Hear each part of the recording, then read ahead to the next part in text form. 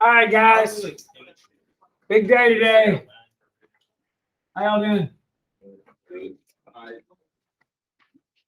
right, I want y'all to jump to 29 maybe for y'all. There's ellipse notes. We're going to be looking at 29 and page 30, which is hyperbola notes. We are not going to do all this today.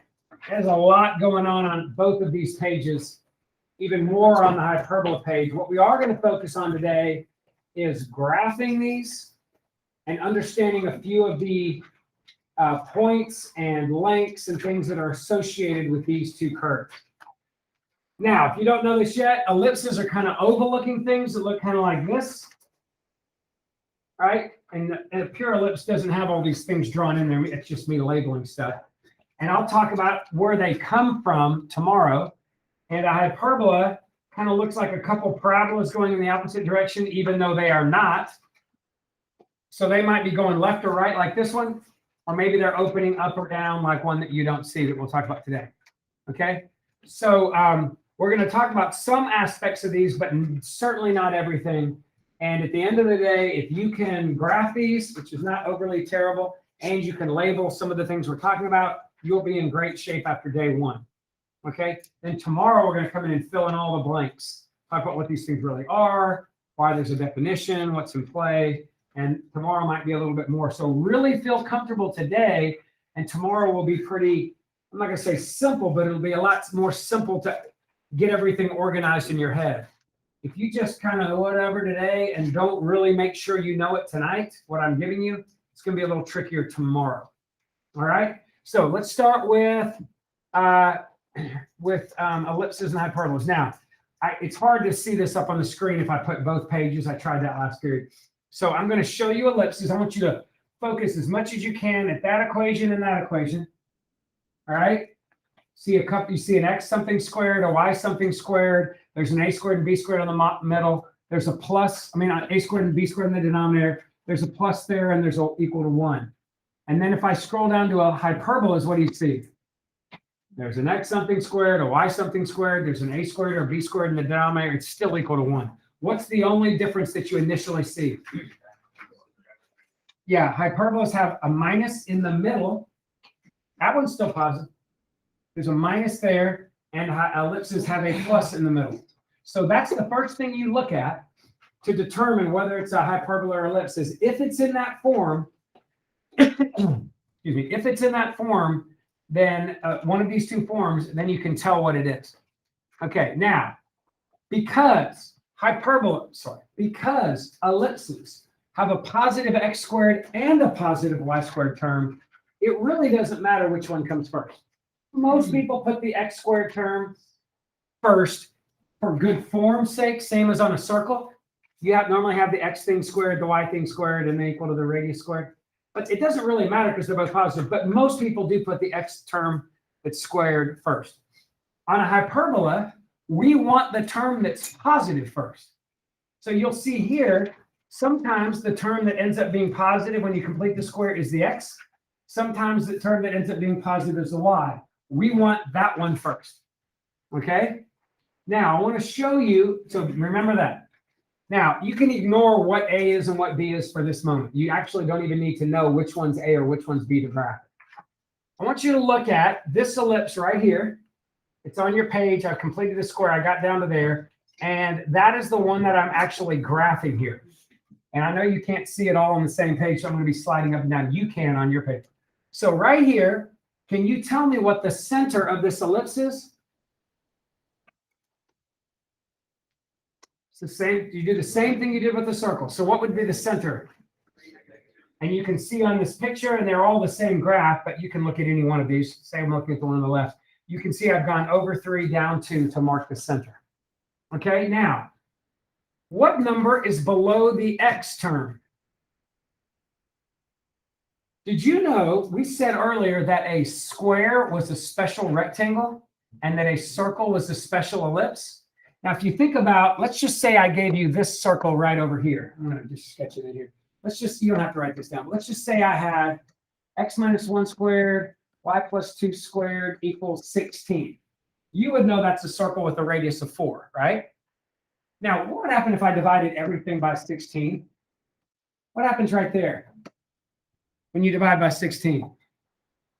You get a 1. Now, what does it look a whole lot like? Looks a whole lot like an ellipse. Now, an ellipse is essentially kind of like a circle is essentially like an ellipse, but it has a special one where the radius in the x direction and the radius in the y direction is the same. So like if I rewrote this circle as an ellipse looking thing, this tells me that in the x direction, left and right, I need to go 4. And in the y direction, up or down, I would need to go 4. Now, I didn't need to do this to figure out how to sketch a circle, did I? If it's in circle form, I see 4 and I just go 4 in every direction. But that's how you're going to sketch an ellipse, except these two numbers won't be the same. So on an ellipse, when you look at this and you see a 25 below your x, again, that's if it's in this form, you know that you're going to move the square root of 25, which is 5, left and right, because it's below the x term. And when you see a 16 below the y, you know that you're going to go up and down 4 because it's below the y term. And whether the bigger numbers under the x or bigger number than y that's irrelevant. You're just going to move that amount in that direction. So you can see down here, I marked my center right there. There was my center at 3, -2.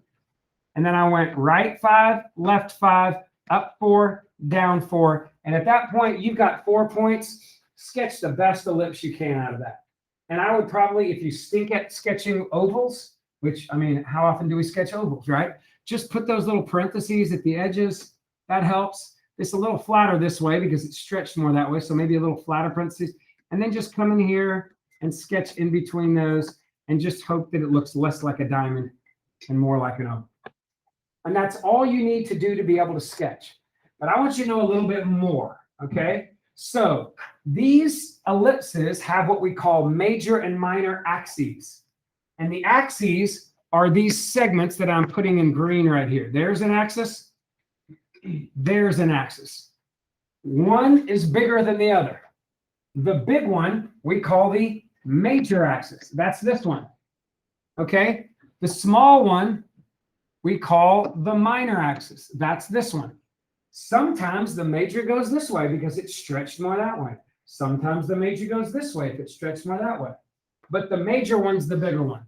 So whatever you ended up going, like on this major, if I went 5 there and 5 there, then my major axis would have a length of 10. My minor, if I go up 4 and down 4, my minor axis would have a length of 8. And again, you could ignore the 2A and the 2B for now. And then one last thing, there are these 2 points that always show up at the end points of the major. At the end points of the major, there and there, we call those the vertices. There's not just a vertex like on a parabola, just one. There's a vertex on one side and a vertex on the other. And the plural of that is vertices, V-E-R-T-I-C-E-S. And you can see that I marked it on this first graph. There was the major right here. The endpoints are vertices. And we won't even talk about foci today, or foci, whatever you want to call them. Are you with me? Now, there actually are names. I think it's called a semi-vertex or something like that for the ones at the ends of the minor. But I'm not going to test you on that. It's not in our book. It's not in the pre-cal book. I just happened to notice that, honestly, online on Friday. I saw a diagram, and I'm like, oh, yeah, there is actually a name for those 2 points. But I've never seen it written in any high school textbook. So only those 2 we're going to name. These 2 right here, we're not going to bother naming those at all. Are you with me so far? Okay. Now, all this other stuff with this junk right here, some of the folk, we're going to talk about that later. Now, the one last thing I want to talk about is, if you've noticed, to this point, I have not mentioned which value is A and which value is B. All right, but yet you see in these formulas, the minor axis is 2B, the major axis is 2A. Okay, so when you're looking at an ellipse, not a hyperbola, when you're looking at an ellipse, the A value is always, put it up here, I think. The A value is always the biggest of the two. You can see that right here. A is bigger than B. So when you look over here, if your biggest number is under the X, doesn't matter. Whatever the biggest, that's your A. Sometimes your biggest number is under the Y. Who cares? That's your A. When you square root it, that's your A value. And which is A and which is B is important because tomorrow we're going to talk about the focus, each focus, and that's a distance of C. And you're going to find C by knowing which one of these is A, which one is B. We're going to talk about latus rectum, except there's two of them, so we call them lateral recta. We're going to need to know which one's A and which one's B for that. We're going to talk about all kind of eccentricity. You have to know which one's A, which one's B for that. So all that, which one is A and which one is B will be important tomorrow, but it really doesn't matter today. But for the record, the major axis is always twice the biggest one. And the minor axis, it's always twice the smallest one. So if you can find A and B in there, double it for the major, double it for the minor, and that should make sense. You will see on a hyperbola, this is not the case, nor do we even have major and minor. We have different names for them there. But from this, you should be able to, from what we've talked about, you should be able to answer the questions on this sheet that I made up for you. So this is not in your book. You can just insert it. I would put it right after your, I would put it at page, right after ellipses. No, right after hyperbolas notes. But I know the page numbers won't match, but it matches my updated book.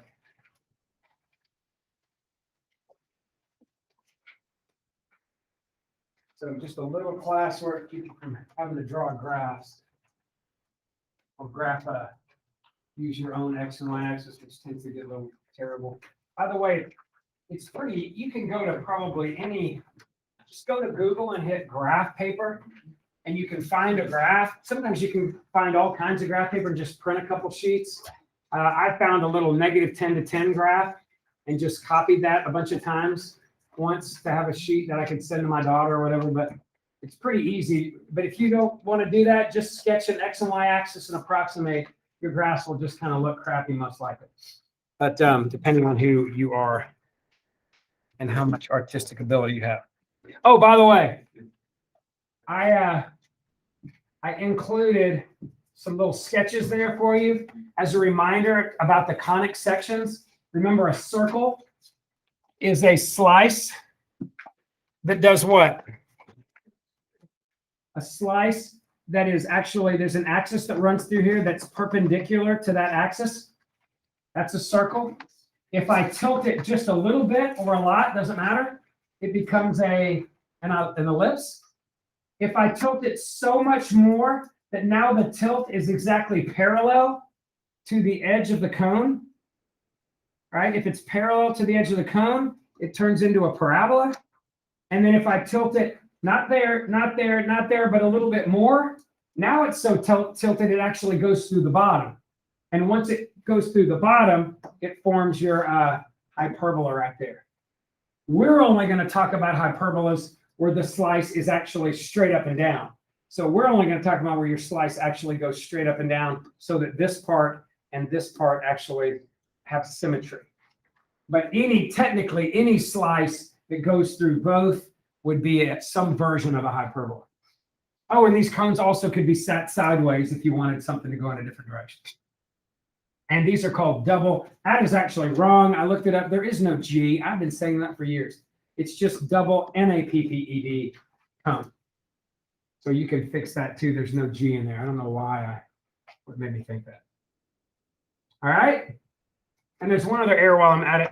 We can just correct. If you jump down here to hyperbolas, right there, I have two Y's. That's a careless error. So I want you to make the second Y, the Y minus 1, make that X minus 1. I did not mean for that to be some kind of trick question or whatever. Okay, so with what we know, let's see if we can sketch ellipses. Then we'll talk about hyperbolas and see if we can do the hyperbola part. So let's see if we can answer the questions on these ellipses. It's asking you to sketch it after marking the center, the major and minor axis and its endpoints, the vertices. We're going to do everything we can do. So first thing, what is the center of this particular ellipse? 1, -2. So I'm going to go to 1, -2. I'm going to mark that, and that is my center. Based on this, how much should I be moving left or right? Why 5? Right, but why not 4? Because the 25 is where?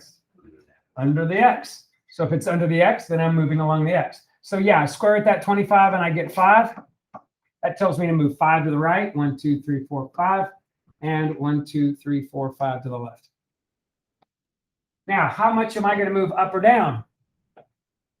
Why?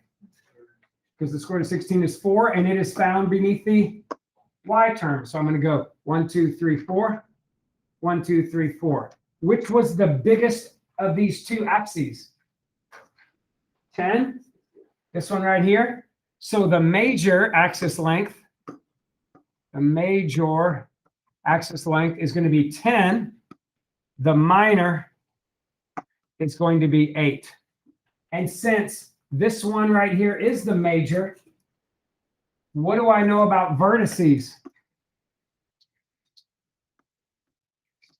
They are always located where? At the endpoints of the major. So that means right here, that's a vertex at 6, -2, and that's a vertex at -4, -2. So at 6, -2, and at -4, -2, those are my vertices. And the other 2 points don't have any names that are, to me, are worth mentioning in Algebra 2. Now, hey, by the way, sometimes your A value is terrible. Like, what if that wasn't 25? What if it was 30? If it was 30, your A value is root 30, which is okay. It's about 5.5, right? But what would my vertices be?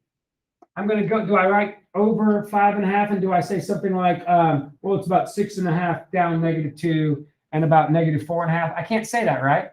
So if I'm really adding 5 each way, I'm really adding that value right here each way. Doesn't that kind of make sense when you look back at your center and go, from the number 1, I'm adding 5 to get to 6. I'm subtracting 5 to get to -4. So if your A value is ugly, I could say, well, from 1, I could add a root 30 and write 1 plus root 30, and I could subtract a root 30 and write 1 minus root 30 for those x coordinates if I needed to. But I don't here. So I've got everything marked. Can you sketch it? Hopefully. Now I know that it's curving a lot more at these vertices, so I'm going to make those parabolas right there. I mean, those little parentheses looking things. These I'm going to make a little flatter because it's stretched a lot that way. And I'm just going to come in here and sketch that thing as well as I can. And that is not terrible. But if I was labeling all this, I might come in here and say, okay, this yellow line right there, that is your major axis. And maybe I come in here and go, all right, this one right here, that is my minor axis. And what did we say about A, by the way? Or did we say anything about A yet? I forget what I said. Have I mentioned anything about A and B and how you tell the difference? A is bigger. So if 5 is bigger, and I used 5 to get the major is 10, right? But doesn't that also mean that it's 2A? So without even graphing, I could go, oh, if the biggest movement is 5, then the major axis is twice that, but that's also my A term. 5 is my A. And the minor, we know, is 8 because I can see that, right? But the minor came from going up and down 4. Well, the 4 is your B value. So the minor is always 2B also. And again, you're not going to need that for the homework tonight, but you're going to need to be able to tell the difference between A and B tomorrow. And remember, A being bigger than B is only true on ellipses. On hyperbolas, it may or may not be, but it has no relevance on ellipses. Like which one's bigger? All right, what about this next one? Real quickly, let's run through it. What's my vertex? I'm sorry, what is my center? Negative 2, 1. There's my center. How much am I moving left and right? Left and right, 3, because it's below the x. So 1, 2, 3 that way, 1, 2, 3 that way. Up and down 6 because it's below the y. 1, 2, 3, 4, 5, 6. 1, 2, 3, 4, 5, 6. From that, can you tell me what the major is? Hopefully you can say, wait, I know the major axis is always 2a. And if a is the biggest, that makes that a. So 2a would be 12. And if I know the minor axis is always the 2b, and I know that b is the smaller one, who cares if it came first, it's the smaller one, then I know that 2b would be 6. So I've got my major, I've got my minor.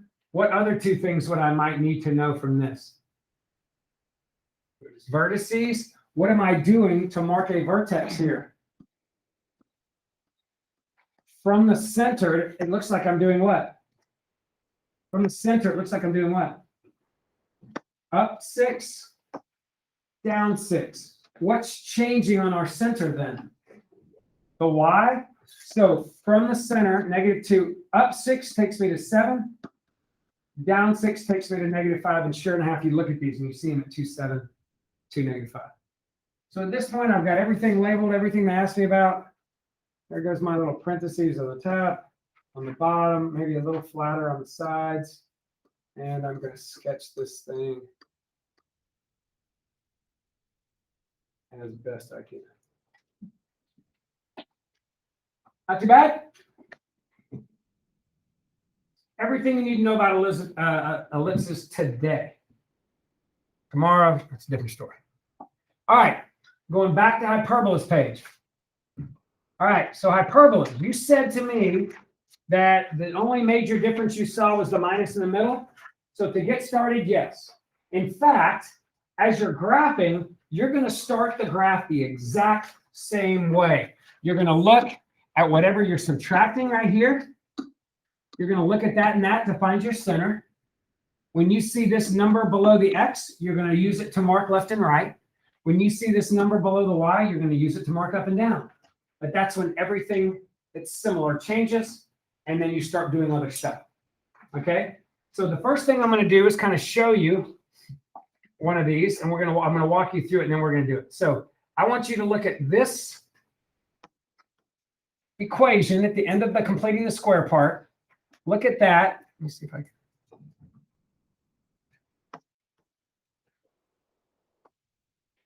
Okay, so look down here at the middle equation. Let me show you what I did to graph it. So first thing, center was what? From right there. 3, negative 2. And you can see I went over 3 and down 2. I marked the center. Great. Good start. Feels a lot like I'm graphing just a regular old ellipse right there, doesn't it? Then what's the next thing I do? Well, what's below the x? The 25. If I square root it, what do I get?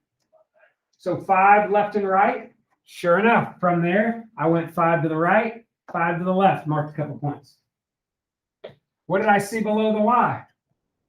A 16. Square root of that is 4. I went up 4, down 4. So at this point, it feels like I'm graphing an ellipse. This is where it all changes, but not as much as you think. All you're going to do is, well, you're not going to graph an ellipse. You're going to use those tops and those side points to just put vertical and horizontal lines going through them. Because your goal is to see where that vertical and horizontal connects. So right here, I'm going to come in here. I'm going to put a horizontal going through that top point, horizontal going through that bottom point, vertical going through that right and left point, and I'm going to connect these 4 segments, and you're going to see them hit at the corners of what I call the box. Now, why do I want the box? The box, the endpoints and the center are where I'm going to draw my asymptotes. Asymptotes. I asked a pre-cal class. I never wrote down the word asymptote the whole time. So on their test, the whole lesson, I just was saying it. And I said, spell, what is the name of the diagonal that runs through the box on a hyperbola? And I got all these like horrible spellings, like that were just horrible. But my favorite was astropoles. Well, I thought it was pretty fun. So they are not astropoles, yet they are asymptotes. What's the word in geometry? All y'all butcher? Isosceles, yes. Yeah, my students butcher that too. But wait, in pre-cal, you guys will learn polar coordinates, and there are things called lemniscates and cardioids, whatever. And oh my gosh, I got some of the funniest spellings. Not so much for my math team kids, but when I used to teach regular pre-cal, I kept a list of all the ways they butchered the spellings, and they were awesome. Like some of them were just really like, for a lemniscate, I saw landscape. Landscape. For one, I got for another lemniscate, I got lemniscartes.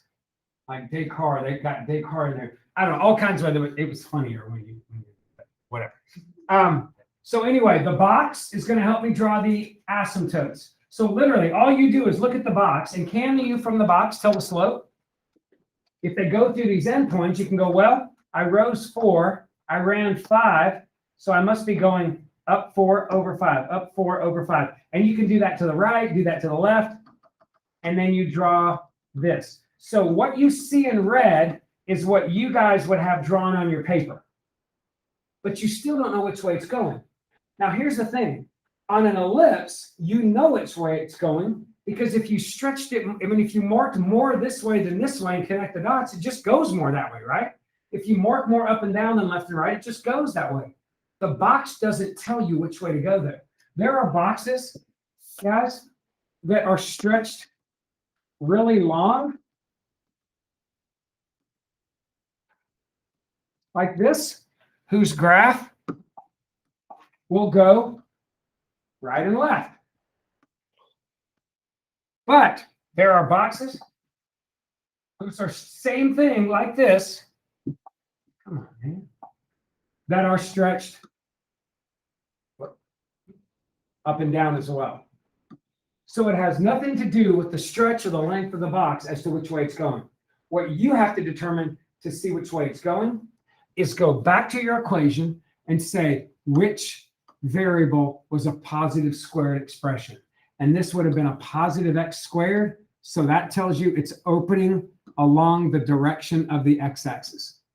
If your y term came first, that it was squared, it would be opening up and down. But that's why this thing ends up opening right or left. So all you have to do to sketch it is go to the edge of your box, like you see me doing right here, and just to the best of your ability, just kind of head towards the asymptote, don't go over it. Head towards the asymptote, don't go over it. And if it was going up or down, start right there, head towards the asymptote, don't go over it, head towards the asymptote. Now, one thing I want to add to whatever we talked about so far, and that is this. There is not a major and minor axis here. We don't call them that, okay? So you can look at this box and go, oh, look, this box is stretched the most that way. It must be the major. No. The box right here has a length that connects the two segments. So these were your two dots where the graph was going. That segment right there, that is what we call the transverse axis, the one that connects the graphs. The lame way I remember that is like, you know how a transcontinental railroad will connect one thing over here to something way over there, it connects. So the segment that connects the graphs, if you think about in the picture what's connecting them, that's what we call the transverse, okay? The other one we call the conjugate. So the other one, this one right here, the other part of the box up and down, that's called the conjugate axis right there. So make sure you know the difference. But listen, if the graph is going this way, well, heck, I'll do it totally differently. If the graph is going this way, up and down,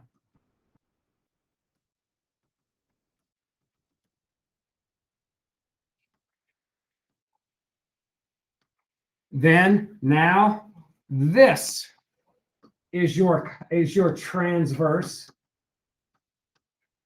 And this right there would be your conjugate.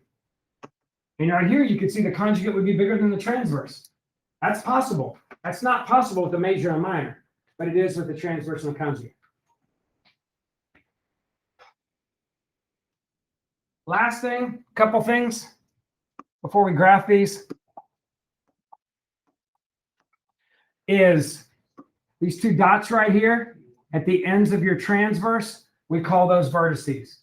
These two dots right here at the end of your conjugate, we don't use the names that some very obscure online documents use. So we're going to call the two dots right there at the end of your transverse axis vertices the same way we call them vertices at the end of your major. All right? All right, let's take a look at this. Go into graphing these. And remember, we already changed that y minus 1 to an x minus 1. So here we go. I'm on this first one. What do I know I can graph right away? So the center is -1, 2. Mark it. How much am I going to move left or right? 4 to the right, 4 to the left. So I'm marking those. How much am I going to go up or down? 2, 2 up, 2 down. And this is where the similarities between it and an ellipse stop. No, I do not have a major that has a length of 8. No, I don't necessarily have a transverse that has a length of 8, although it might be, because transverse has nothing to do with the size of it. It has to do with the connection to the vertices, the connections to the graph. So I'm going to hold off on even thinking about that right now. So what do I do at this point? I'm going to put verticals going through this, horizontals going through that, same thing over here and here. And I should be able to see from that where these things cross, which I can. They intersect right there at the corners of that box. And the corners of that box are going to help me sketch this. As I can see that the slope is rise 1, run 2.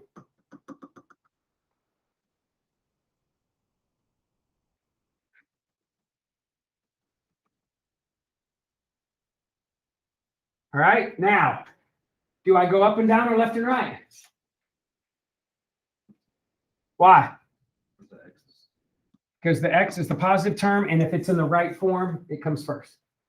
And by the way, I use that term look first loosely. You don't typically see this, but if I had something written like this, you guys do know that that's not in the right form, right? To have negative, positive. So don't look at this and go, oh, hey, look at that right there. It comes first, must be going up or down. We're talking about if it's in the right form, I would have to take this, move it out to the front, get it in the right form to be able to make a judgment call on what this looks like. But since this one is in the right form, I'm going to stretch this thing left and right.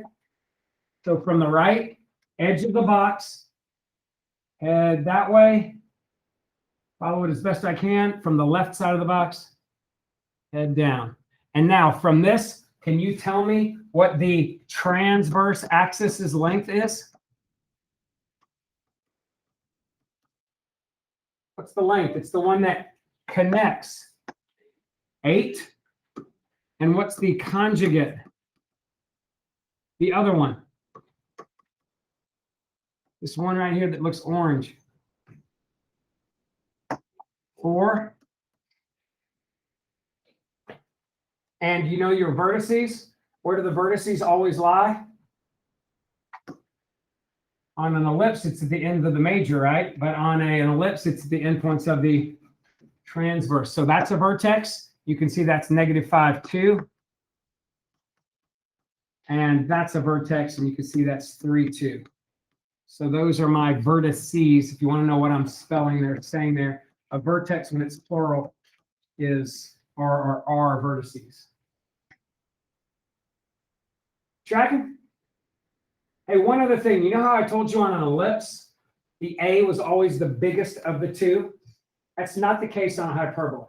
The A is always the initial denominator's square root of the initial denominator. So you'll see that this is first, it's initial, it comes under the initial one. So my A is 4. Even though it might be bigger, smaller, doesn't matter. B is 2. Here, the initial one, A is root 12, which does simplify to 2 root 3. B is right here, 3. All right? But it's not necessarily the biggest. Now, it did happen to be on these two examples I made up, but it doesn't have to be. All right, this could totally have been a 4 into the x, a 16 into the y. The A always comes first on a hyperbola. A is always biggest on an ellipse. All right, real quickly, let's run through this other one. So center is where? 1, -2. How much do I go left and right? 3, because it's the x comes second. And how much do I go up and down? Actually, it goes left to right, not because it comes second, but because it's under the x. I go up and down what? 2 root 3. What the heck is that? It is about 3.4. It wouldn't hurt you to know that almost all of my pre-cal students, if not all of them, know that root 2 is about 1.4 and root 3 is about 1.7. So if you ever had 2 root 3, you could just go, oh, it's 2 times 1.7. But another way of thinking about it, if you forget that, which a lot of people do, and somebody said it in here the other day, forget, it's one of you guys, but isn't root 12 in between a couple of perfect squares that you know? So if you can figure out perfect squares on either side of it, and then you look at it and you're like, well, root 12 is pretty close to the middle, a little bit closer to 9, so maybe 3.4-ish. That's a really good way to kind of estimate. I'm not going to know the difference when you mark it because look, from here I need to move up and down 3.4-ish. 1, 2, 3.4, 1, 2, 3.4. So that's the best I can do right here, up and down about a 3.4. So from here, I'm going to mark off my vertical.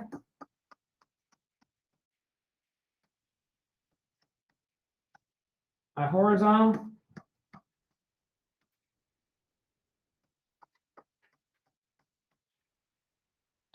And come in here, now that I see where they intersect, I can sketch. It's going to be a little harder to think about slope because what does rise 2.3 run 3 mean? It's just kind of weird. So I'm just going to kind of eyeball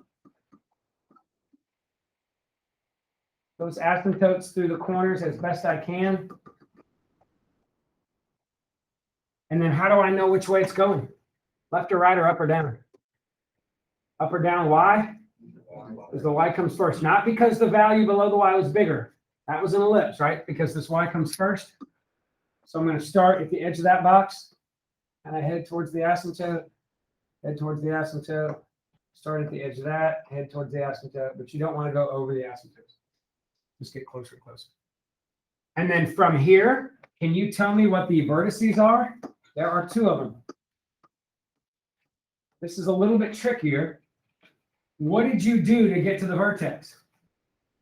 You said from the center, which was 1, -2, what did you do?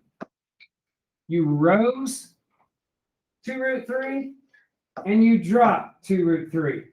So couldn't you say that from the center, which was 1, -2, I went up 2 root 3 and down 2 root 3 from the y coordinate, but the x coordinate didn't change. So I actually have the coordinates of my vertex, even though they might be weird and ugly looking to me. I did go 2, 1. I was at -2. I rose 2 root 3. I dropped 2 root 3 to get to the vertex. And I know that that's the vertex because vertices are at the end points of my, not major, but not minor, but transverse. And the transverse connects those 2 vertices, whether I'm connecting left or right like I did here, or whether I'm connecting up or down like I did here. So my transverse has a length. And what is the transverse's length if I went up 2 root 3 and down 2 root 3?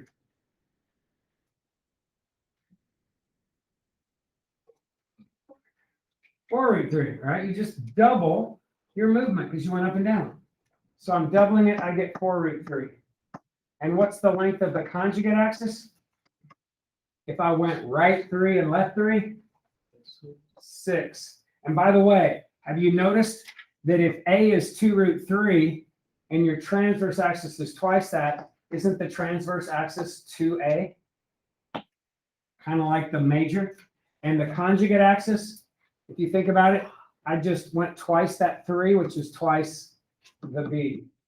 And that's in your notes if you look at that notes page. And that's always true. The transverse is always 2A, whether it's bigger or smaller. Conjugate's always 2B. Got some sleepy folks in here today. How are we feeling? Okay, this is part 1. Part 2 is going to be all the definitional stuff, why they really are, what are they coming from. You're going to see that there end up being these things called foci or focus 1, focus 2. They're somewhere in here, and they really have to, actually not there and there. They are on these, they're out here. Somewhere out here, somewhere out here. But we'll talk about those. We'll talk about the length of each lattice rectum. They're actually what we call latera recta on here. The latera recta, just like a parabola, they go through each focus. So we find the focus, we can find the length of each latera recta. You're going to have eccentricities. You're going to have all kinds of other stuff that you're going to need to know. This is a very definition-heavy test. So if you're one of those who's like, oh, I hate studying, it's going to be hard for you because there's lots of things you just have to memorize on this. The upside is they're really easy once you have them memorized. You just kind of crunch it out and do it. But if you don't have it memorized, it's going to be tough to do well on this thing after today. All right, that's all I got.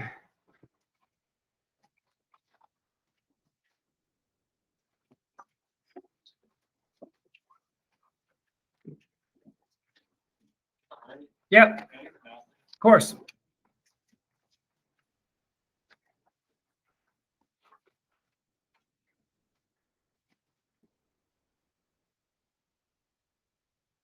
Oh, crud, there's one more thing. How much time do I got? 8 minutes? Okay, last thing. I wish I hadn't erased this. I want to show you, go back to this notes page.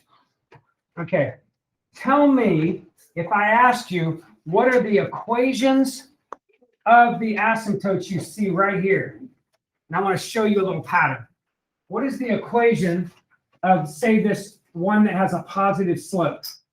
And I asked you to put it in point slope form. You remember point slope form? Y minus k, slope, x minus h, or y minus y1, slope, x minus x1. So if I knew this point, which is 3, negative 2, couldn't I go x minus the 3, y minus the negative 2, and then the slope would be rise 4, run 5? Right? And that would be the equation of one of the asymptotes. What would be the equation of the other one? What's the only difference? Change the slope to negative. Couldn't I just do plus or minus then and stand for both? Now I want you to look carefully at that. I'm going to rewrite it for you. Look carefully at that, and then I want you to look at this equation. I'm going to show you the easiest way in the earth to find the equations of the asymptotes. This was my equation.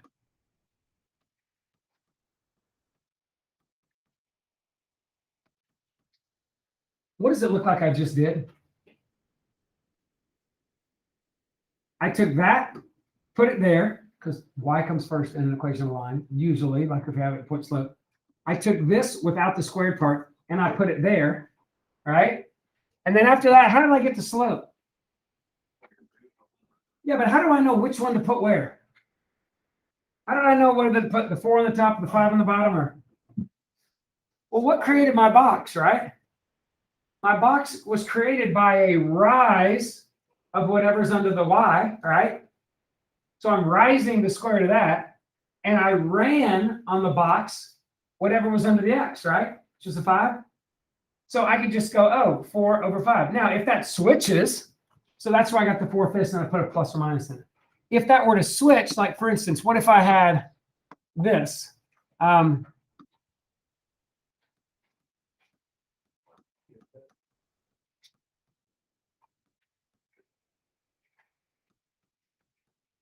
So if I have this one, I can still, say it's equal to 1.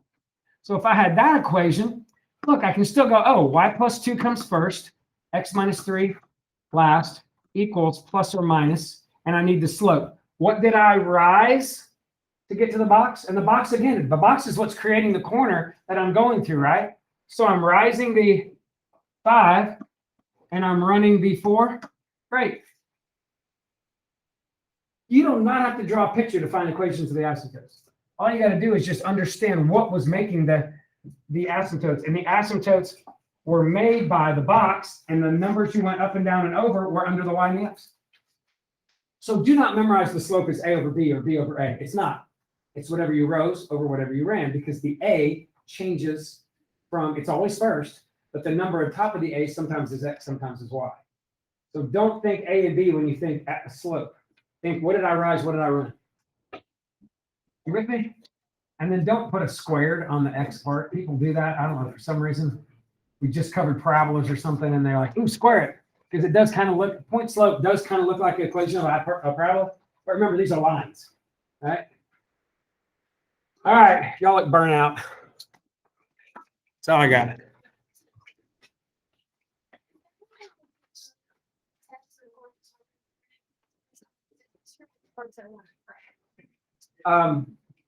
I don't do the test, so whatever time is available, you're welcome to do it.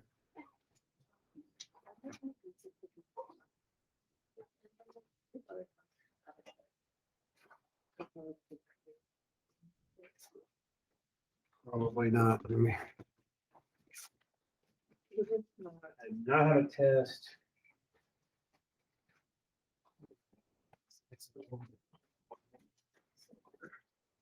Here, I can move over here. So,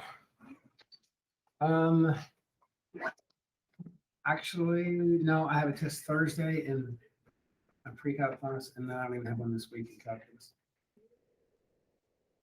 Pre-cal is 1st and 7th, but it's Thursday is our test, not Friday.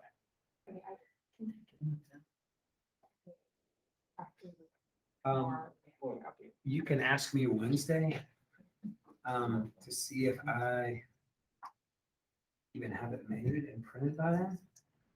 There's a chance I might have it done, or you could come in here 7th or 1st. What do you suggest, 7th?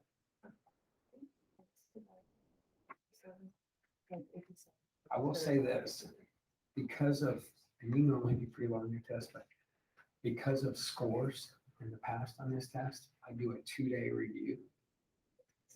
Yeah, and it's because it's normally really needed, because there's a lot of stuff. I'm not suggesting you can't do that, but you would be cramming. And that second review sheet's really long, like really long. But that would be a lot to cram in the next 2 days, especially considering you haven't even finished learning ellipses. So I don't know. I think you probably better start making it up. I mean, you'll be here next week, right? I would probably lean towards that, but I'm not going to tell you you can't if you want to do it. I just. Okay, yeah. Yeah, tell me Wednesday. Go around, you'll learn new stuff Tuesday. We'll review Wednesday. If you're like, you know what, I think I can do this. Great.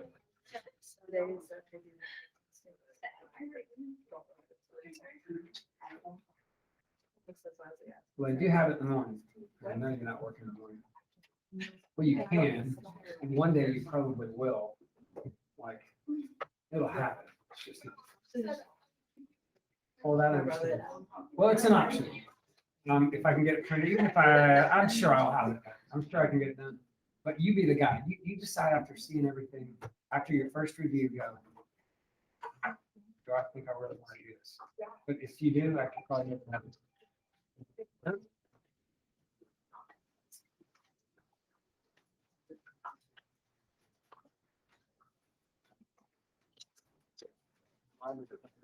Yeah, man. How's it going?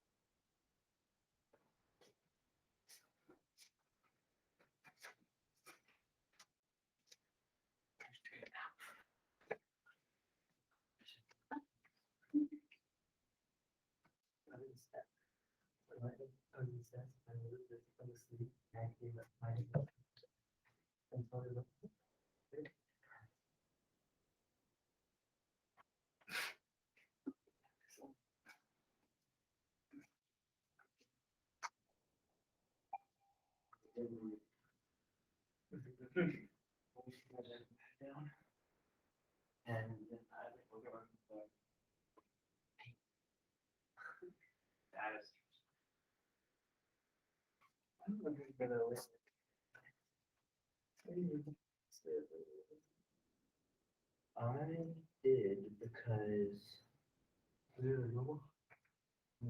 barely. Because I did something like that. No, that was after that.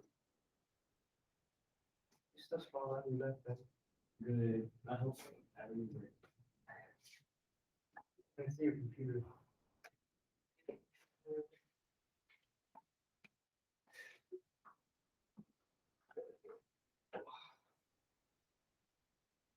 How's it going, Mr. Hurry? Struggling. Be a good day for an off day, huh? Would be a good day to go outside and take a mask off too. Hey, Amen. it's up to you. I don't know that I can teach all this about it, but I'm getting to the point where I'm about to pass out. Is there any day, like in this chapter where you think you could like teach it without the? Review day, maybe. Yeah. What's Wednesday look like on the weather station? Let's see. Daily. Thursday, high of 54. Well, bundle up. Maybe we will. Because I got to tell you, it's taxing. Give me 20 seconds.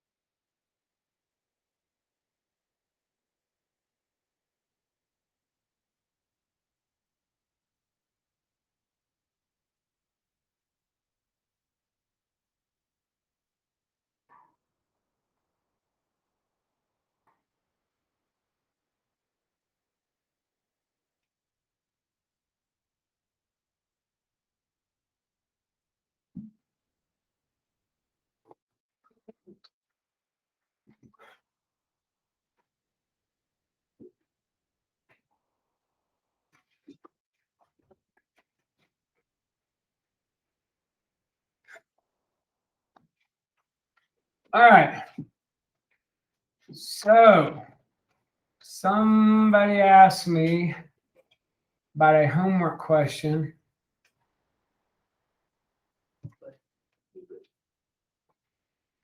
And it had something to do with, there were two questions. First one, and I'm just going to make up the equations, but it was something like this. The first one had something like 2x1 plus 3x2 equal 5, and then maybe negative x1 minus 4x2 equals 6. And it said write as ax equal b.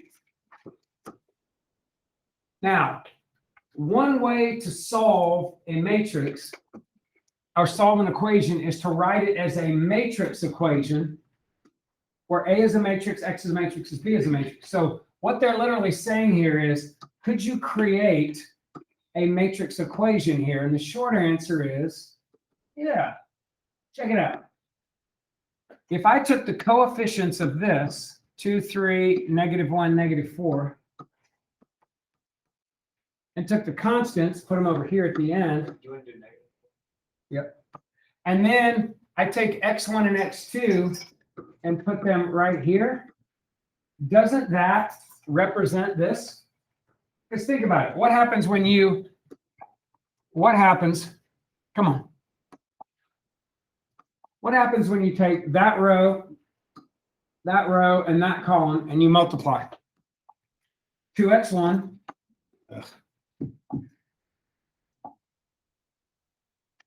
You get 2x1 plus 3x2, and you get negative x1 minus 4x2, and that's one matrix, and that's equal to this matrix. Isn't that saying that that equals that, and that equals that? Which is my question. Now, why would I do that on a number of fronts? Well, I wouldn't, because it's so much easier just to solve that using linear combination or substitution, right? But I could. So the thinking is, how do you solve, this is where we're headed today, how do you solve an equation that's ax plus b? Well, most people would come in there and multiply by the reciprocal or divide by a. We can't divide, we can multiply by reciprocal. So they go, well, if you multiply by the reciprocal here, and I multiply by the reciprocal on the right. But if they're matrices, if I multiply by the reciprocal on the left side of that, I have to multiply by the reciprocal on the right side of that. Now, we don't have reciprocals with matrices, but we do have inverses. And it turns out any inverse times itself gives me what? As long as the inverse is defined. And any identity times any matrix gives me that matrix. So it's kind of like just dividing by A. You get x equals the inverse times b. So all I would have to know now is to find the inverse and multiply by b, and whatever I get right there is my answer. And that's where we're heading with the whole inverse thing in some point of form or fashion. But they ironically did not say to solve this way. They just said set it up.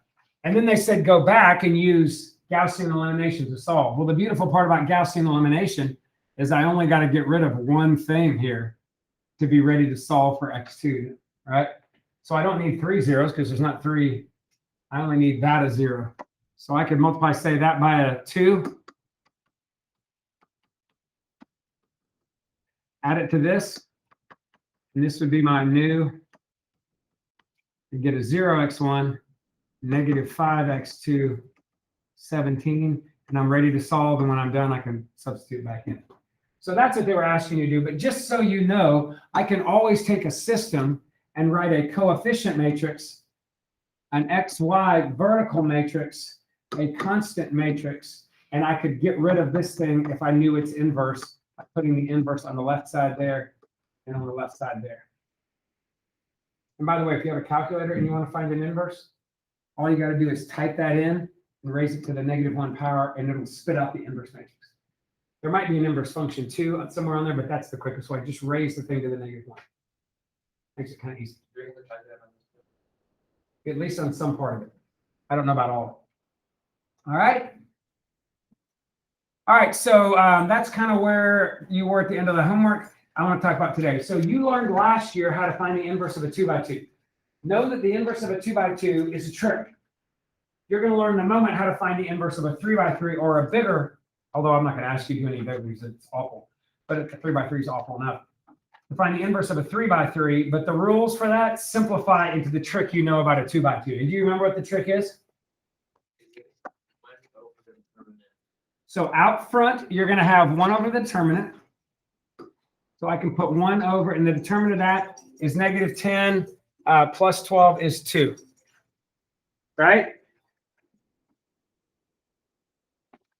And then what do you do with the numbers on the inside? You switch the -2, 5, make it 5, -2, and you take the opposite of the 2, you make that -3, 4. Now that is a shortcut for what you're really doing, but I'll walk you through that in a second. And then don't leave it like that. If I want the inverse, always simplify your answers. But let me just point out that if I was going to do the math, I like working with it this way better because it's not fractions yet, but I write my inverse as that. And then look at this next one. On 13, what happens is you go to find the determinant. -36, +36. What does that mean when you multiply by something that's undefined? It's undefined. So the inverse does not exist. What does that mean if those came from equations? Like if you were solving with the homework question we talked about earlier with the ax equals b. What does it mean if you went to find the inverse to get rid of it and you found out the inverse didn't exist? That meant that those equations didn't have one solution. It meant that those equations either had an infinitely many solutions or they had none at all. Like, think about it. Look at these with the coefficients. If that was -3x plus 4y, and that was -9x plus 12y, let's just say I had 2 here and 6 there. What do you see about these two equations? They're the same. Right? So if I had gone to solve these, I would have got, using that little method I mentioned, I would have put -3, 4, -9, 12. I would have put my xy right there. I would have put my 2, 6 right here. And I would have gone to find the inverse. The inverse would have gone right there. But wait, in the process of finding the inverse of this, I get, wait, that's 1/0. Well, there's no inverse. Well, all this goes away, and sure enough, I had the same lines right here. If you multiply that all by 3, don't you get the same thing? And wouldn't you still get the same problem here if that was 16? Those are parallel lines. I have no answer. So whether they have infinitely many or whether they have none, you would get a inverse does not exist trying to solve something like that, or whatever that's worth. All right. So what about that? Now, finding an inverse, there are a number of ways. The initial ways I show you, I would probably never do because they're terrible. But I remember doing this in linear algebra. And if you take linear, if you're an engineer, math major, you take Cal 1, Cal 2, Cal 3, maybe Cal 1 and Cal 2, depending on your school. And you usually take differential equations. Then you take linear algebra. You do that in engineering. You also do it in mathematics. Linear algebra is just tons of matrices. You might take a coding theory class, tons of matrices. And you'll do stuff like this. Well, to find the inverse of a matrix A, one way to do it, which is tedious and ugly, is to take that and put it as the first 3 columns, the first 3 columns in a 3 by 6. Basically, put your matrix there and fill in on the back half with an identity. So instead of having a 3 by 3, you have a 3 by 6. And then you know what you do?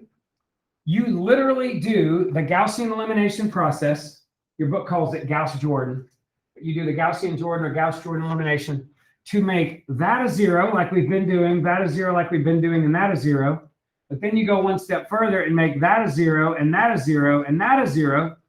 And then whatever these 3 numbers are, divide through by them. So you make that a 1, and that a 1, and that a 1. And when you're done doing that, it will look like this. And the numbers are likely terrible.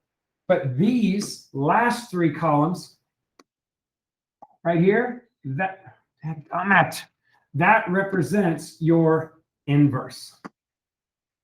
So that is one way to do it. But since we've never even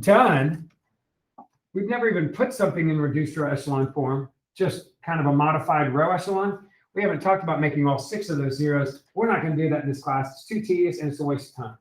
So if we want to find an inverse, we're not going to do this. We're going to use 4 rules that some smart guy created, and he noticed to change this to this, he kind of watched the pattern of what he was doing, probably did it generically, and came up with 4 steps to turn something into an inverse without having to go through this process. Now, by the way, again, if I was on a test and if I had a calculator, all I got to do is type in this 3 by 3, raise it to the negative, literally just raise it to the -1 power, and it will spit out. If you do that, it will spit out that. It'll be a decimal, but it will spit out that. You can change it to a fraction if you want. But here's how we do it. Okay, so this was in your book actually last year, although we didn't go over it, I don't think. So here we go. We've already talked about a 2 by 2. Let's talk about a 3 by 3. So on a 3 by 3, you basically have 4 steps to finding an inverse. And the great thing is the 4th step is what you did anyway when you found the inverse of a 2 by 2. You multiplied by 1 over the determinant. Okay, so really 3 new steps, and here they are. First one is by far the worst. The first step is for a 3 by 3. Take each and every entry, every number you have, whether it's 2, -1, 3, 4, 1, -2, replace it with the determinant of its minor. Now remember, a minor, for instance, the minor of A right here is everything that's not in A's row or column. It's those 4 numbers. So what I want to do is replace A with the determinant of that. So I would go E times I minus F times H, get that number, put it in the A spot. I do that for every single of the 9. So you can only imagine if it was a 4 by 4, you're going to have to do it every of the 16, but you would be doing it with the 3 by 3 determinant, which is why you'll never do a 4 by 4 for me. Okay, so first step, do that, and we'll go through a couple of these and you'll see this. All right, so that's tedious. I finally get that done and I get a new determinant. Okay, second step, transpose the matrix. Now, There's a short way to do this and an easy way to do this. The hard way is this. Take every single number. So for instance, take the number. Come on, man, just listen to me. Take the number, and each number is in a row by column spot, right? So for instance, maybe there's some number in the second row, third column. You're going to take that and you're going to put that number in the third row, second column. You're basically going to switch rows, columns. So whatever you have here, you're going to, whatever that is, I'll call it A cross B. You're going to put it in the B cross A space. Now, if you really think about what that's doing, look, the number that's in the first row, first column isn't moving because when you switch one, it's still 1, 1. So this number is not moving. The number in the second row, second column, E, it's not moving because 2, 2 is 2, 2. Third row, third column, nothing along this diagonal is moving, right? But check it out. The number in the first row, second, B, ends up in the second row, first. And the number in the second row, first, ends up in the first row, second. Well, doesn't that look like I just switched those two? And the number in the first third ends up in the third first. Number in the third first ends up in the first third. Doesn't look like I just switched those two. And then the same thing with the F and the H. So to me, what it looks like I'm doing is keeping the diagonal and just flip-flopping, basically taking it and flip-flopping everything else to get the second stage of my inverse. And I'm almost there. Now, the next thing I do, I'm just going to remind you about expansion by minors. Do you remember when you were expanding by minors and you would pick a row of numbers or some column of numbers, but then you'd have to deal with that plus, minus, plus, minus, plus, minus stuff? And do you remember that, like, when you're looking at, if you picked row 1, you were plus 1, minus 1, plus 1. If you picked row 2, you were minus 1, plus 1, minus 1. Well, you're literally going to put the minuses in to that. Well, the only ones, if you think about it, if you think about what you're doing, plus 1, minus 1, plus 1, minus 1, plus 1, minus 1, plus 1, minus 1, plus 1. The only numbers that get changed are those 4, if it's a 3 by 3. Now, if it's bigger than that, then you're going to have an extra -1 there, an extra -1 there, and some extra ones here also. But since I'm never going to do a 4 by 4, and I'm just doing a 3 by 3, it just ends up being negating those 4. So I would come in here and negate that, and that. That doesn't mean make them negative. That means it means change the signs. If they're negative, make them positive. Positive, make them negative. And then the very last thing is you divide by the determinant. So replace everything with its minor, transpose it, do the negative thing, divide by the determinant. So flip over to problem number 5. Determine the inverse of this matrix. So step 1, what do I do? Find the determinant of all the 9 minors. What's the minor of the 4? 3. That right there, right? Be careful. 6 minus nothing is 6. So I'm going to replace the 4 with a 6. Y'all with me on that? Yes. Okay, next number. I'm looking at the 5. What's the minor of the 5? Those 4 numbers right there made into a determinant. 6 minus nothing, another 6. What about the 2? 3 minus a -1, 3 plus 1, 4. All right. What's the minor of that first 1 right there? It's those 4 numbers made into a determinant, 30 plus a 6. What's the minor of this number 1 right here? Right? Whoa, what am I doing here? The minor of that number 1, it's everything not in the row column. So 24 minus 2, 22. Y'all with me on that? Because that's a positive 2. So 24 minus a positive 2. 22. What's the minor of the 0? 12 plus a 5. 17. See how easy it is to make careless errors? Careful, because you make careless error, your problem's downhill in a hurry. No pun intended. Right here, minor of the -1, 0 plus 2, False. minor of the 3, 0 plus 2, and then minor of the 6, 4 minus 5. Right? That's step 1. Not my most fun step. What's step 2? Step 2 is Opposite. transpose. Keep the diagonal. If you see a careless error, please say something. Keep the diagonal, and then you're switching those two, those two, those two. So switching the 36 and the 6, switching the 2 and the 4, switching the 17 and the 2. So that's step 2. What does step 3 tell you to do? And I'm going to write it right along with step 2. Negate. And which ones do you negate? That one, that one, that one, that one. And if it was already negative, now it becomes positive. And then what's the last step? So I'm going to divide each term by the determinant or multiply by 1 over the determinant. Now I got to go back and do the determinant, but let me show you something good. How do you expand by minors? Don't you pick a row or column, 4 times its minor, change the sign of the 5 times its minor, -2 times its minor? Don't I already know the minors?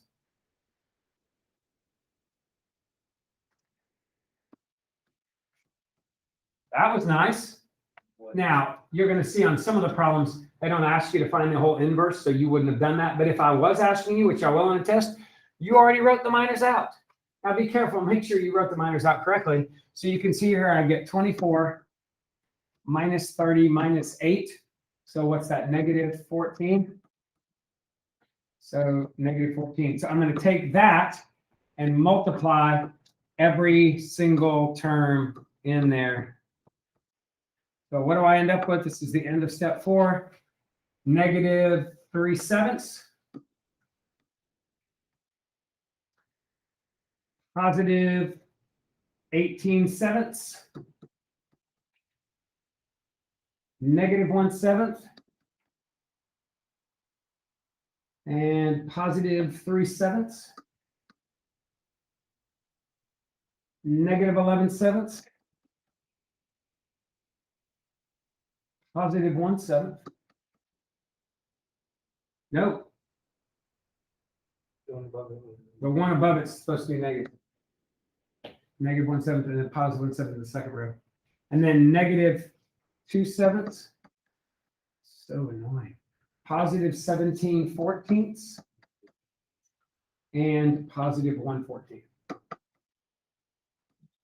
And if I've done that correctly, which would be easy to check because I could type this in my copy and just raise it to -1, change it to a fraction. If I have, then what should happen if I take that inverse and multiply it by that matrix? I get a big 3x3 identity with ones going down the diagonal and all row zeros. Now, that could be a math team question, but the reason why it normally is not is this. What if you didn't know how to do an inverse, but you did know that an inverse times the matrix was equal to the identity? And I said, which of the following is the inverse of this? Well, if you really had enough time, which let's be honest, a lot of people do on a math tournament test, you could just take this and multiply by each and every option they gave you and see which one gave you the identity. And you'd only have to keep doing the multiplication until you didn't get ones or zeros in the right spot. So it'd be pretty easy to check it without knowing the process. So this is how they ask the question at a math tournament a lot. I'm going to go back to right here. Okay, there's the notes of that. I'm going to go to number 1. Number 1, they'll say this. So if this is matrix A, find the element that would be in the second row and third column of the inverse. Now, they won't give you this little bottom part, but I wanted to give you a visual. So there is some inverse. They told you essentially that it exists. They want to know what's in the second row, third column. So what ends up being in that spot on the inverse function. Well, rather than do this entire problem and then look in that spot, let's be creative. There are only 4 things I have to do, right? Replace with a minor, transpose, put the negatives in there, divide by the determinant. Well, if this number ends up being in that spot, where would it have come from through the transposition process? From that spot, which is this. So I am going to apply my rules to that number, knowing it's going to end up there, and I don't have to do it to anything else. So I'm going to go, all right, what would I have done with this 1 right here? I would have replaced it with its minor, which is 4 plus 3, 7. So the first thing I would have gotten is a 7 right there. What would have I done next? I would have transposed it up to here. Now I'm in the right spot. What would I have done next? I would have negated those 4 numbers, including that, which would have gotten me -7. And then finally, what would I have done? I would have divided by the determinant. Now, I haven't had the determinant, and I don't have a row of minors, so I'm just going to suck it up and do the determinant. So here it is, but I don't mind determinants. Check it out. I'm going to use, because I normally use this, the top row. So 2 times its minor, minus 1 times its minor, plus 3 times its minor. What's the minor of 2? -4 minus 2, -6. What's the minor of 1? 2 minus 8, another -6. What's the minor of 3? -1 minus 8, -9. So my determinant's -12, +6, -27. Looks like a -33. So I take that -7, divide it by -33, negatives cancel. That's what would have ended up being in that spot. Feeling it? Try it again. If this was A, what number ends up being there in the second row, first column? Well, let's think about it. If it ends up there, where would it have come from on transposition? 1 on the bottom. No, No. flips over that, doesn't it? So it would have ended up, remember, this is second row, first column. It ends up in first row, second column. So it's coming from there. So I start with a 1. What's the first rule? Replace 1 with its minor. +1 plus 6, 7. What would have been my next rule? Transpose it, puts it here. Great, I've got it in the right spot. What would have been the next rule? Negate those 4 numbers, which includes that. Great, now I have a -7, and I've gone through the first 3 rules. What would be the last thing I do? Divide by its determinant. So what's the determinant of A? Oh, off to the side, I just grab a row. I'm going to grab 4 minus the 1 plus the 5. What's the minor of 4? -2 plus 2, 0. That's lovely. What's the minor of 1? +1 plus 6 is 7. What's the minor of 5? -1 minus 6 is -7. And I end up getting -42, which simplifies to 1/6. So 1/6 is what would have been right there. And that is a ciphering question, state tournament question, you name it question. I've seen them over and over and over again. Now look at 3 and 4. 3 and 4, I gave you this on your test last year. I gave you the problem, determine the determinant of the inverse. And I put a 3x3 up there. And half of you didn't get it because you're like, I don't know how to do an inverse of a 3x3. But we had talked about in class that it just so happens that the determinant of the inverse of the matrix is the same as the inverse of the determinant of the matrix. Now, finding the inverse first is awful. But if you did, and then did a 3x3 determinant, you'll get the same thing that if you found the determinant of the inverse of the matrix, which is easy, but makes it a scalar so that now the inverse is what? I'm going to say that it's just reciprocal. The inverse of a 3 by 3 is a mess. The determinant of a 3 by 3 is not a mess. It's a single number. And this inverse of a single number is just reciprocal. So I end up not having to do an inverse at all, which is why you were able to do this problem. So if you know that these two statements mean the same thing, then I'm going to do them the same way. I'm never going to find the inverse first. That's horrible.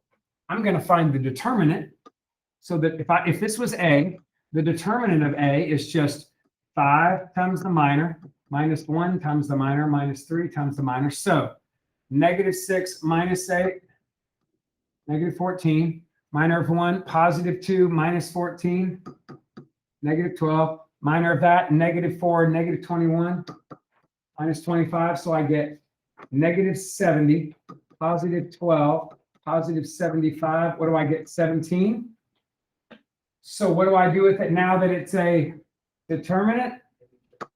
I take the reciprocal of it. And that is the inverse of the determinant because it's the determinant of the inverse. But here, the determinant of the inverse would have been really hard to follow directions there. But since I can basically flip-flop these and I get the same thing, I'm going to do it again. Find the determinant. 5 times its minor, -3 times its minor, -2 times its minor, -8. 4 plus 2 is 6. 0 plus 4 is 4. -40, -18, -8. What's that? -66. So what's the determinant of the inverse? It's the inverse of this determinant. And unless I made a careless error, that's how you do this. Super easy if you remember that. If you don't remember it, then it's really tedious.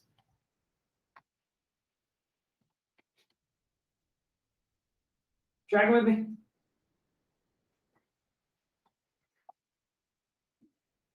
Now, right here, how would I solve for this? Now, it says write out your setup and use your calculator to solve it. Now, we already know that if I had something like, if I had a regular old simple algebraic equation like 3x equals 5, the way I could solve is to multiply both sides by we call it the multiplicative inverse. And the multiplicative inverse happens to be a reciprocal of a scalar number. And that gives you the identity element 1, but we know that 1 times x is x. So this process, I don't know why I put a 5 there, that's a 1/3. This process gets me the ability to solve for x, right? Well, I can't multiply by multiplicative inverses that are reciprocals when I have a matrix, but I can multiply by an inverse. So here's what I'm going to do. Same process, all right? But this time I'm going to go, all right, I need to figure out what the inverse is. I'm not even going to put the fraction in.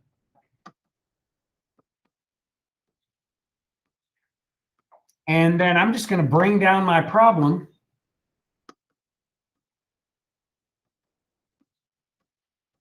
Nothing's changing. I'm just putting the inverse right there and putting the inverse right there. And is it important that the inverse is to the left of this right side? Is it important that it's there, or could it be over here? No, it can't be over here because that would be breaking up that commutative rule, right?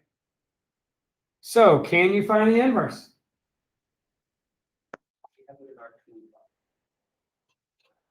Now, I already have a trick for finding the inverse. Oh, by the way, why does that trick work? Look at -6, 3, 4, -3. If you didn't know the trick, what would you do to find the inverse? I'll call this A. So you replace each one with its minor, okay? So the -6 becomes the what? What's not in the row or column? Oh, and the 3 becomes the 4, and the 4 becomes the 3, and the -3 becomes the -6. Now, that's the first step, but what looks right on the first step? Those, don't they? Switch those two. Now, these don't. Now, what's the second step? Transpose. Oh, so what does transpose do? It puts the 4 and the 3 back, which is kind of where I wanted them to start with. And then what's the next step? Put the negatives in there. Now, when it's a 3 by 3, your negatives are there, there, there, and there. But when it's a 2 by 2, they're just there, right? So that matches up with our third step, right? Which is negate. Put the negatives in there. And then the last thing is what? 1 over the determinant, which is 18 minus 12, which is 6. So somebody did those 4 steps and they were looking at their answer and they're like, all I really did was switch those, negate those, divide the determinant, and they made it a 3-step process instead of a 4-step process. And they really didn't think about minors. They just said switch because that's kind of what the minor was doing. So anyway, right here, if I'm doing this, I get 18 minus 12, which is 6. I switch those two and negate those. And what should happen when I multiply all of this out right here? I still have the 1/6 there. What should happen? You should get 1, 0, 1. Well, actually, not if there's still a 1/6 out there. I should get a 6, 0, 0, 6, so that the 1/6 will then give me a 1, 0, 0, 1. And then what does the 1, 0, 0, 1 do? When you multiply it by xy? This gives you xy. Let's double check it. 18, negative 12, 6. Negative 9, positive 9, 0. Negative 24, sorry, positive 24, negative 24, 0. Negative 12, positive 18, 6. Oh, it worked. Drop down the 1/6, get the identity, get the xy. Now, right now, JW, what are you thinking when you look at all of this? I'm not putting you on the spot. I know how you think. Sure you do. Because you probably did it on your last test. Okay, so right here, come on, man. Right here, I'm multiplying by the inverse to get rid of this. And when you multiply by the inverse to get rid of this, if you do it correctly, you're going to get what eventually? The identity. And you know that the identity times anything gives you that thing. So what does this really feel like? Be honest. Doesn't that kind of seem like a big waste of time? Like what? Yeah. If you know it's going away, then if you know how to do an inverse and you're doing it right, it might just be a big waste of time. Because I will say this, a lot of you don't do the inverse right. So let's just say you forgot the 1/6. If you forgot that 1/6, wouldn't it be great to check? Oh, crap, that's not the identity. Oh, I bet I forgot that fraction out front. Let me go back and fill it in there so I get the right identity. Or what if you multiply it out and you don't even get this? Oh, crud, did I switch the wrong rows, columns? Did I negate the wrong thing? You might be able to catch your error. But if you're doing these problems and you're like, listen, I know how to do these. I know all this is going away. If you want to not skip, I'm not encouraging you to. I'm telling you, if you skip it and then you miss it because of this, that's not good. But if you know that's going away, you can say, well, all I really need to do is slide the inverse in there. And the inverse was 1/6, -3, -3, -4, -6. This is all that really matters. So I can drop my 1/6 and I can go row column, -153 times positive 123. That's a -30. Row column, -204, positive 246. That's a 42. And then when I multiply the 1/6 in there, I get -5, 7. So my answer is x is -5 and y is. Right? Now, if you have a calculator like this said, write out your setup and use your calculator. Dude, I'm not doing any of this. I'm literally doing this. Remember 5, -7. -5, 7, sorry. So literally what I'm doing right here is I'm going to go, oh, so I know that if I multiply by the inverse on both sides, this goes away, and I'm left with x, y on the left. And if I multiply by the inverse there, I will get the right answer. Well, if I'm going to use a calculator, literally, couldn't I just do this?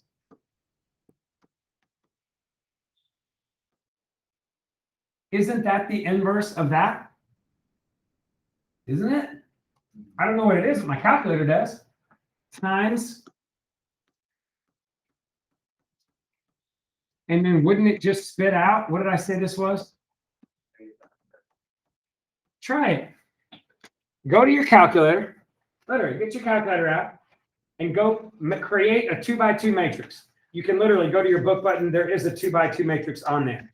Fill it in with -6, tab 3, tab 4, tab -3. Go outside the matrix and raise it to the -1 power. Come down, hit times, and then put a 2x1 matrix in there, which there literally is one on your calculator, and put a 51 and a -41 there and hit enter. Oh my gosh, -57. I don't have to find the inverse if I have a calculator. My calculator does it for me. I can't tell you how many people on problem 7 on this test, I gave one just like that and said, to write out your setup, but use your calculator to solve. And they literally went through the process of finding the inverse manually and then multiplying it by that. When all they had to do right here was to say, hey, A, B, C is the inverse of that.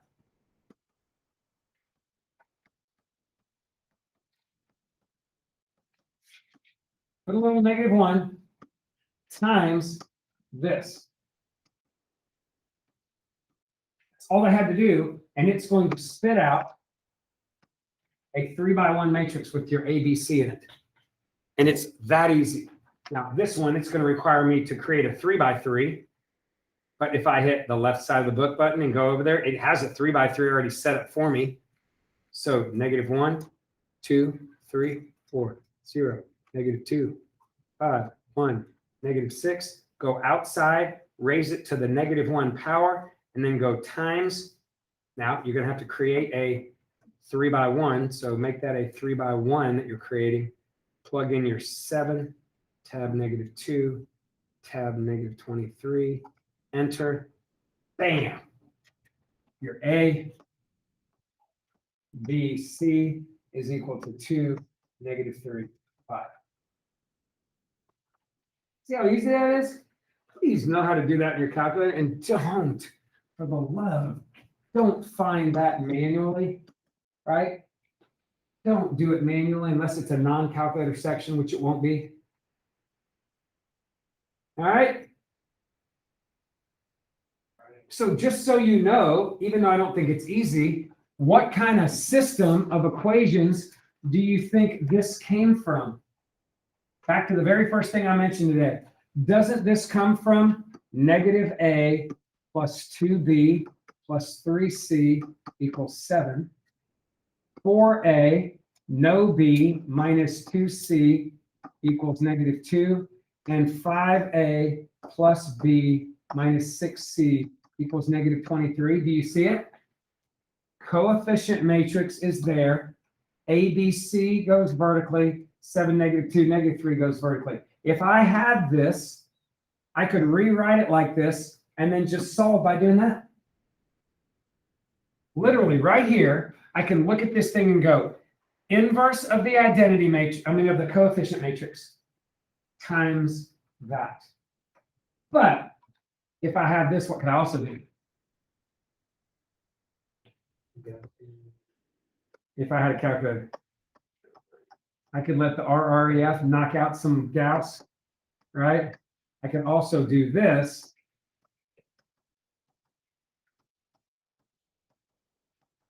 That's another way to get to this. I would just end up with the big identity with the 2, -3, 5. So I'm going to be honest with you, I'd probably go this route if I had a system rather than that route, but it's still pretty basic. Y'all seeing this? Must have run out of time because I didn't do that in my other class. Okay. I'm done. We'll go over here, pass out. I'm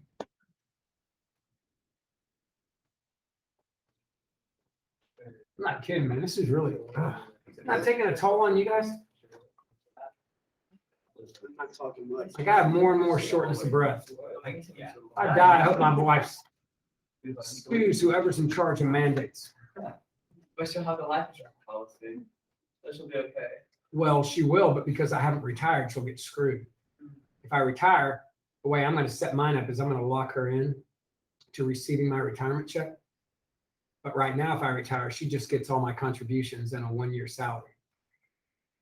And the difference is a one-time payment of roughly 240,000, or the rest of her life, 50 grand a year.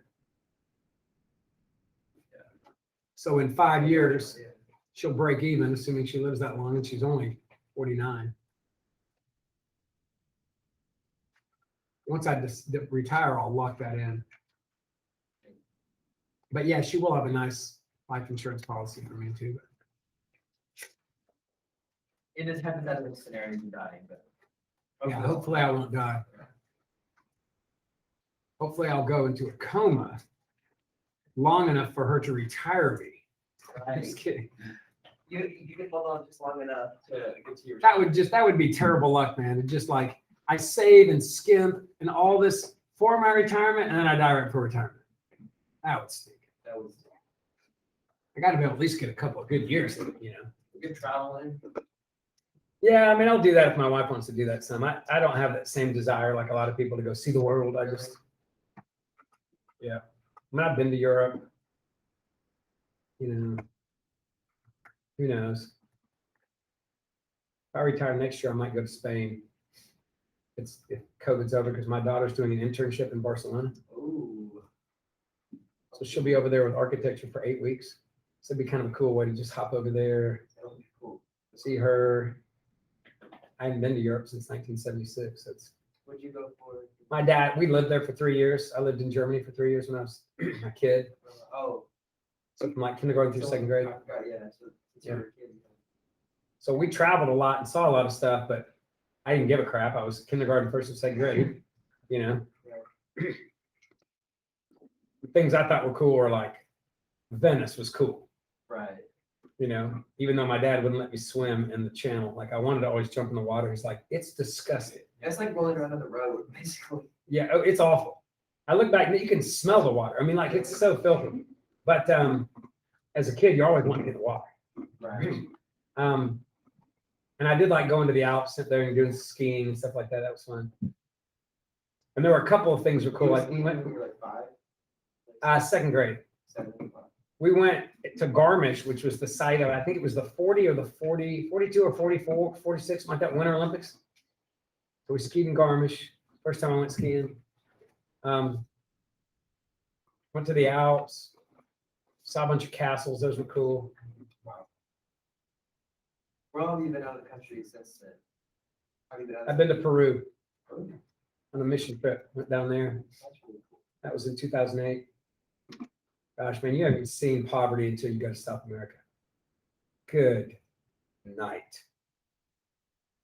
If you've ever been to South America, like in Peru, there's a big city, Lima, you fly into, whatever, and you start driving out of the city, and the roads there, the interstates, don't have lines on them. You been? It's like, just imagine like a 4-lane highway with no lines. It's NASCAR. Yeah. And everybody just is driving like just a bat out of hell. And they just honk like crazy. But the honking's not like we do. Jerk, it's like right behind you, over to the left, honk, honk, honk, honk, honk. So there's honking all the time. So when you're not used to it, you're like, I have seen in my life, dude, and I'm 54, due to accidents, things like that, 4 dead people, like covered up with a cloth or whatever.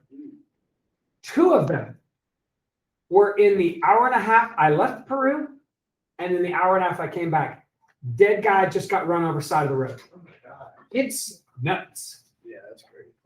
Just complete chaos. And literally, as we're leaving Peru, it's a massive city. For 50 miles, it is wooden huts, sheet shanties for 50 miles of poverty. When you leave the major metropolitan area, it's like India.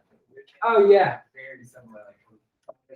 and it never ends. India is probably worse because of the sheer size of their population, but it's unbelievable. It's just unbelievable. Yeah, have a good one. See you later.